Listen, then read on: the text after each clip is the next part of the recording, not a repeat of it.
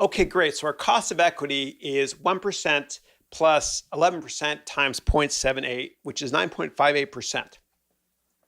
So the cost of equity for Microsoft is 9.58%, right? So we're going to use this 9.58% to discount our cash flow back from the future to today.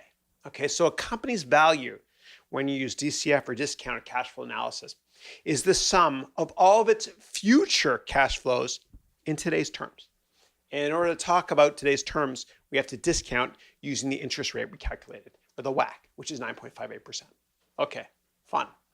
Great. So the DCF is basically cash flow in year one that we forecast, which is basically the same thing as net income, right? So we divide it by 1 plus the interest rate, or 1 plus 9.58% to the power of 1. And then we do discount for year 2. And because it's 2 years out, we discount it to the power of 2. And all the way down to 10 years out, right? And then in the 10th year, we also discount what's called the terminal value, okay? So what about years 2025 to infinity? Okay, well, what about those years? How do you forecast that? Don't worry about it. We can do it. It's very, very easy to do. And it's just a very simplistic formula, okay? And so that formula will calculate the terminal value for you, okay? So that's the Lion King. That's Windows 95. I know it's dorky, but how do I make a boring topic somewhat entertaining? All right, so that's what we can do. We can actually use the terminal value formula and discount the cash flow. How? We discount it by our interest rate minus the growth rate, right? So our interest rate is 9.58%. You might say, Chris, wait a second. What if the growth rate into perpetuity, 10 years from now to infinity, is above 9.58%? It's impossible. It can't be. It can't be. And the reason it can't be is because it is absolutely impossible for companies to grow at a very, very high rate into infinity, right? Usually, in the very long run, companies grow in line with US, or if they're American, with GDP, or GDP in whatever country they're based in, okay? Which means a couple percent, and a lot of times less than that, okay? So assume G is our long-term growth rate. We already know R, it's 9.58%.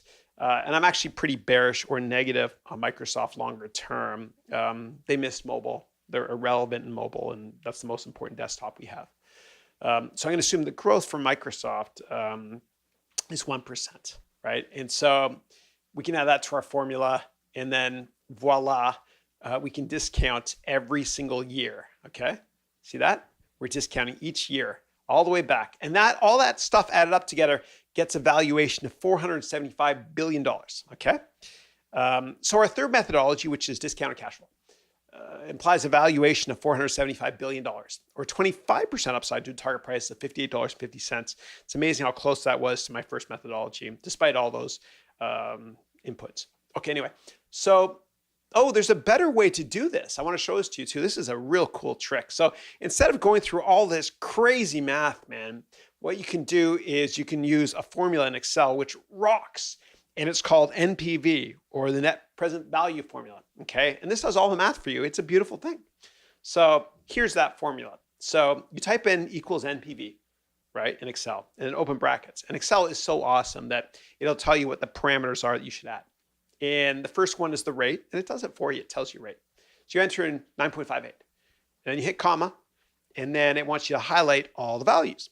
And so you're going to highlight all those cash flow numbers, right? Or net income, same thing, right? And then you add back the terminal value, and it's the exact same valuation we did for our DCF, but in one quick little step, or two little steps. All right, so let's do a quick review of all three of our valuation methodology bottom lines, okay? This is fun. I love this stuff. Valuation number one, our PE target, which I love. I love PE targets 5 years out, was $59, right? And that's about 25% upside from the $47 stock price on Microsoft today. Okay, and it makes sense because that's about 5% upside per year for the next 5 years. Microsoft's a big mature company, so it makes sense that it's going to only grow 5% per year. Okay. Valuation methodology number two is a price to revenue target, which gave us a target price of $63, which is 3.5 times our revenue estimate in 5 years, which is below the industry average of 5 times because Microsoft's revenue growth or earnings growth is only 70% that of the market. which makes sense. It's a slower growth company. And then we did the discounted cash flow analysis, and we got a target price of $58.50. Okay, so let's take an average of all three of those bad boys now. And that implies average of all three is a target price of $60, which is 29% upside in 5 years. Again, my favorite is price to earnings, but you decide yourself what you prefer more. So here's a recap of this class. Valuation and model projections is really not that hard. All you got to do is forecast revenue and make most expenses a percent of revenue. And valuation targets can be in the form of price earnings, price to revenue, or DCF. You can take an average of all three to normalize an error you might have, or just pick one methodology. My favorite is PE. You choose what you want to do. Okay, so please learn to enjoy reading financials like a good book. The more you do this, the more you'll enjoy this. And your competition won't enjoy this. So that sets you aside from this because it's not work. You're passionate about it. You love it. You live for this. So great analysts do their own work. Don't listen to the media or CNBC, please. Turn it off. Never watch it again. Just try to become the best investor you can by doing your own research. And I know a lot of investors that don't live in New York City, and they're much better than a lot of my friends that are investors in New York City. Why?